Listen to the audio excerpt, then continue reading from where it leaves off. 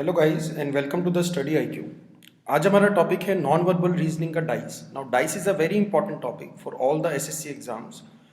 हर एक SSC exam में करीब करीब 1 से 2 क्वेश्चंस आपको मिल जाएंगे। ठीक है, तो स्टार्ट करते हैं dice. There are two type of dices. एक डाइस रहेगी स्टैंडर्ड डाइस और दूसरी डाइस रहेगी जनरल डाइस। स्टैंडर्ड डाइस का मतलब क्या हो गया, जिसमें किन्हीं भी दो साइड का सम 7 आपको नहीं मिलेगा, जिसमें किन्हीं भी दो साइड का सम 7 आपको नहीं मिलेगा, वो वाली डाइस कौन सी बन जाएगी, स्टैंडर्ड डाइस। अगर किन्हीं भी दो साइड का सम 7 आपको मिल जाता है तो डाइस कौन सी बन जाएगी, जनरल डाइस। किन्हीं भी दो साइड का मतलब क्या हो गया भाई, ऐसे चेक करोगे 5+1 क्या आ रहा है, 6 आ रहा है।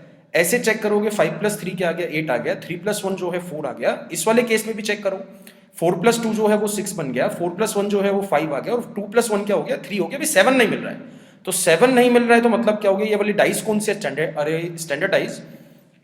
एक चीज इसमें ध्यान रखना, ये जो दो डाइसेस आपको दिए हैं, ये एक ही डाइस के दो अलग अलग केसेस दिए गए हैं। ये दो अलग अलग डाइस नहीं हैं। या तो डाइस स्टैंडर्ड रहेगी या फिर डाइस जनरल रहेगी।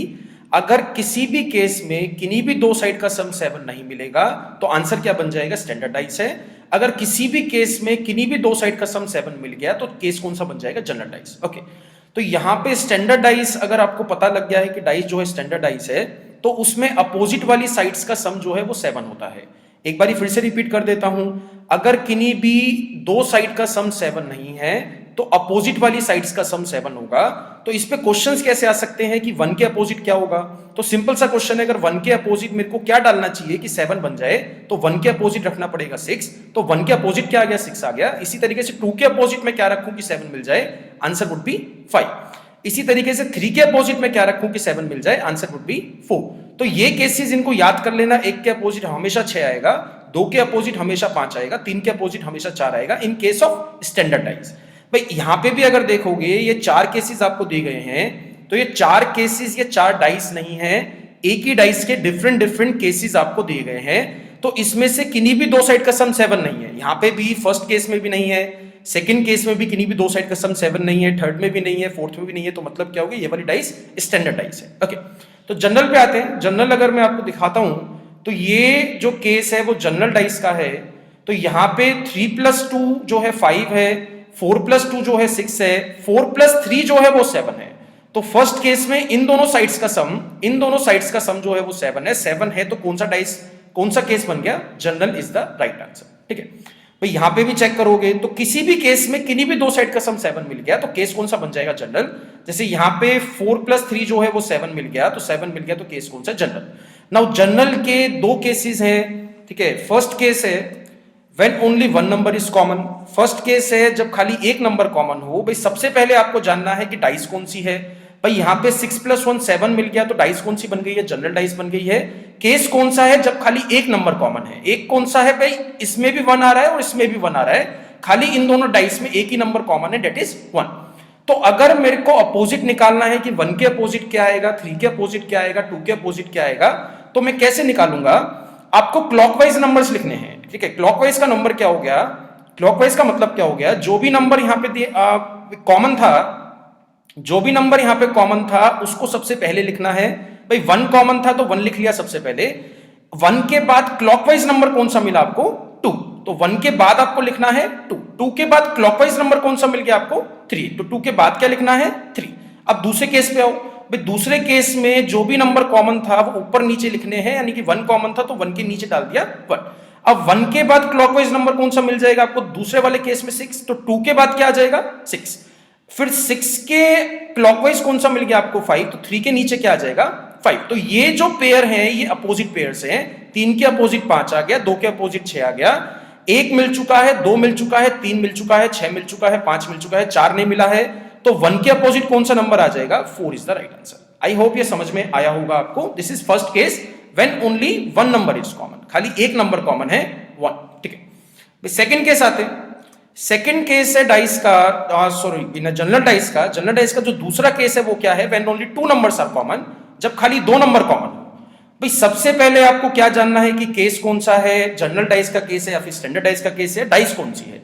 तो यहां पे अगर आप देखते हो 5+2, तो 5+2 क्या हो गया, 7, 7 मिल गया तो कौन सी डाइस बन गई, जनरल डाइस। अब इसमें अगर आप देखते हो 5 और 3, ठीक है, 5 और 1 जो है इन दोनों में आ रहा है। और 5 और 1 जो है वो इस वाली डाइस में भी आ रहा है, तो इनमें 2 नंबर कॉमन है। तो जो अनकॉमन नंबर है वो अपोजिट्स हैं, यानी कि इसमें 4 आ रहा है, इसमें 2 आ रहा है, जो अनकॉमन है। तो 2 के अपोजिट क्या मिल जाएगा? 4 इज द राइट आंसर। मैं खाली इन्हीं 2 का अपोजिट निकाल सकता हूं। 2 के अपोजिट क्या आएगा, 4 के अपोजिट क्या आएगा। ठीक है, now try with some other questions. कुछ प्रैक्टिस करते हैं भी क्वेश्चंस की। जैसे ये क्वेश्चन है, find the number opposite to 4। 4 के अपोजिट वाले नंबर आपको निकालना है। सबसे पहले आपको निकालना है कि डाइस कौन सी है, स्टैंडर्ड है या फिर जनरल है। भाई यहाँ पे 5 और 2 जो है वो 7 मिल गया। 5 एंड 2 प्लस क्या हो गया, 7। एग्जैक्ट 7 मिलना चाहिए भी, 7 से ज्यादा से मतलब नहीं है, 7 से कम से मतलब नहीं है। 5 प्लस 2 जो है वो 7 आ गया, तो 7 आ गया तो जनरल डाइस है। जनरल डाइस का कौन सा केस है, when only one number is common. तो यहाँ पे 5 आता है और यहाँ पे भी 5 आता है, तो 5 से क्लॉकवाइज घुमा दो। 4 के अपोजिट निकालना है, तो फर्स्ट केस में 5 से क्लॉकवाइज कौन सा आ जाएगा, 6। तो यहां पे लिख दोगे 6। 6 के बाद क्लॉकवाइज कौन सा मिल गया आपको, 2। तो 6 के बाद क्या लिख दोगे, 2। इसी तरीके से 5 के नीचे आ जाएगा 5, जो भी कॉमन नंबर्स हैं। 5 के बाद सेकंड केस में क्लॉकवाइज घुमाओगे क्या मिल जाएगा, 1। तो 5 के बाद क्या आ जाएगा, 1। 1 के बाद क्लॉकवाइज घुमाओगे क्या मिल जाएगा, 4। तो 2 के अपोजिट क्या आ गया, 4। तो 4 के अपोजिट क्या आ गया, 2 इज द राइट आंसर। तो 4 के opposite 2 is the right answer. ठीक है, वन मोर क्वेश्चन। यहां पे आपको नंबर निकालना है अपोजिट टू 6। तो first we need to find कि डाइस इज अ जनरल और स्टैंडर्ड। तो इन चारों में से किन्हीं भी 2 साइड का सम अगर 7 मिल गया तो जनरल है, 7 नहीं मिला तो स्टैंडर्ड है। तो यहां पे 6 प्लस 2 भी फर्स्ट केस में 7 नहीं मिला है, सेकंड केस में भी 7 नहीं मिला है, थर्ड केस में भी 7 नहीं मिला है और फोर्थ केस में भी 7 नहीं मिला है। तो 7 नहीं मिला तो मतलब क्या हो गया, स्टैंडर्ड है। तो स्टैंडर्ड में अपोजिट वाली साइड्स का सम 7 होता है। तो 6 के अपोजिट मेरे को क्या डालना पड़ेगा कि 7 मिल जाए, तो आंसर इज 1। तो 6 के अपोजिट क्या आ जाएगा, 1 इज द राइट आंसर। ठीक है, वन मोर क्वेश्चन। इस क्वेश्चन में आपको दिया है find the number opposite to 2। 2 के अपोजिट निकालना है, तो भाई केस कौन सा है, स्टैंडर्ड है या फिर जनरल है। तो यहां पे अगर आप देखते हो तो 6 प्लस 1 क्या मिल गया, 7। तो 7 मिल गया तो केस कौन सा बन गया, जनरल। अब जनरल केस है तो जो है 2 के अपोजिट आपको निकालना है। तो इट इज नॉट नेसेसरी कि इन चारों के चारों केसेस का इस्तेमाल करना है, किन्हीं भी 2 केस का इस्तेमाल करके अपना आंसर आपको निकालना है। तो फर्स्ट और सेकंड का अगर मैं यूज करता हूं, भाई फर्स्ट और सेकंड का अगर मैं यूज करता हूं, फर्स्ट और सेकंड का यूज करोगे तो कौन सा केस लग सकता है, जनरल डाइस का, जब खाली एक नंबर कॉमन है। दैट इज 2 यहां भी आ रहा है, 2 यहां भी आ रहा है। तो 1 जो है कॉमन नंबर है, तो 2 के बाद क्लॉकवाइज कौन सा मिल गया, 6। 6 के बाद क्लॉकवाइज कौन सा मिल जाएगा, 3। इसी तरीके से इसमें परफॉर्म करना है, 2 के नीचे 2 डाल दोगे और 2 के बाद क्लॉकवाइज कौन सा मिल गया, 5। और 5 के बाद क्लॉकवाइज कौन सा मिल जाएगा आपको, 4। तो 2 के अपोजिट कौन सा मिल गया, 2 के अपोजिट 6 नहीं आ सकता है, बिकॉज 6 और 5 अपोजिट है, 3 और 4 अपोजिट है। तो कौन सा नंबर बचा, that is 1 is the opposite to 2।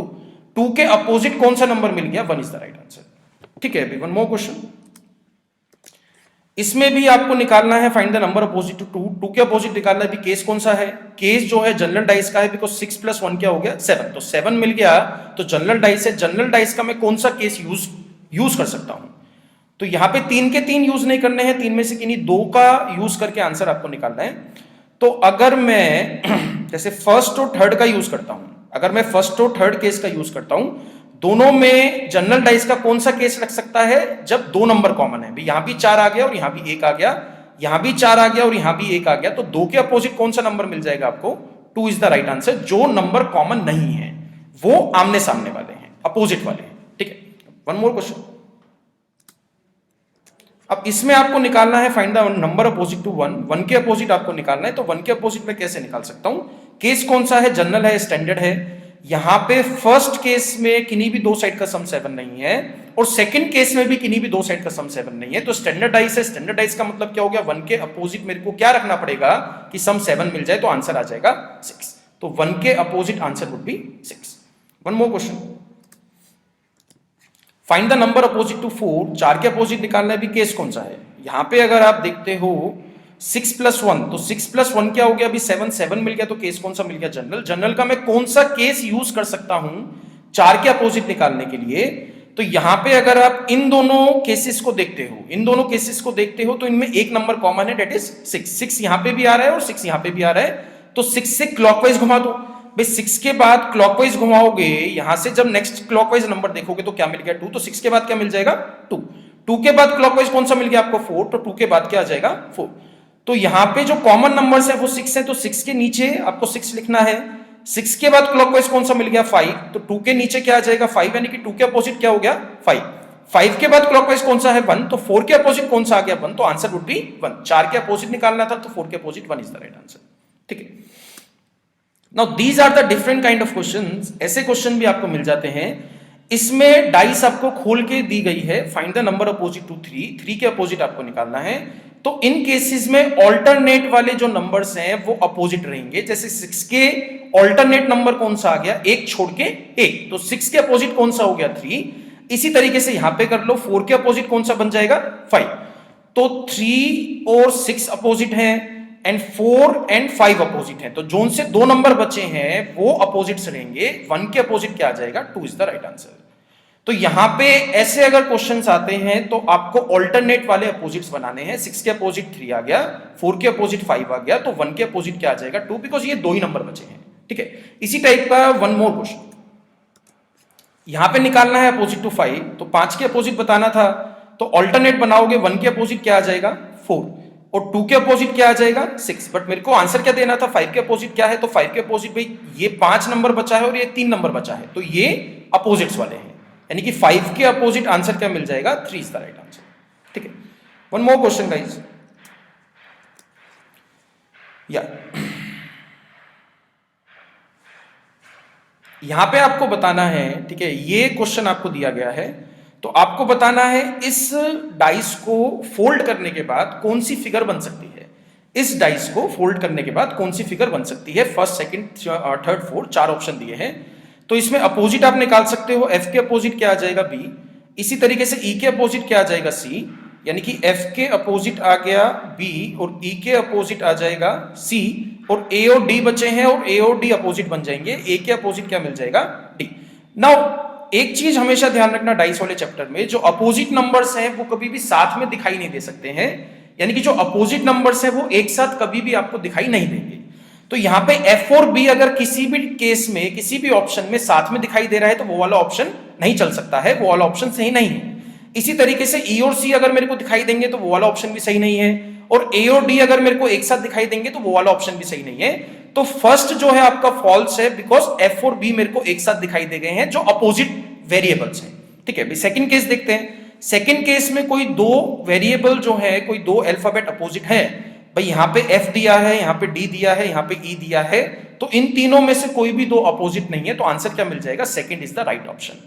भाई थर्ड में चेक करोगे तो थर्ड में E और C अपोजिट है, यहां पे E और C अपोजिट है तो ये वाला ऑप्शन नहीं हो सकता है।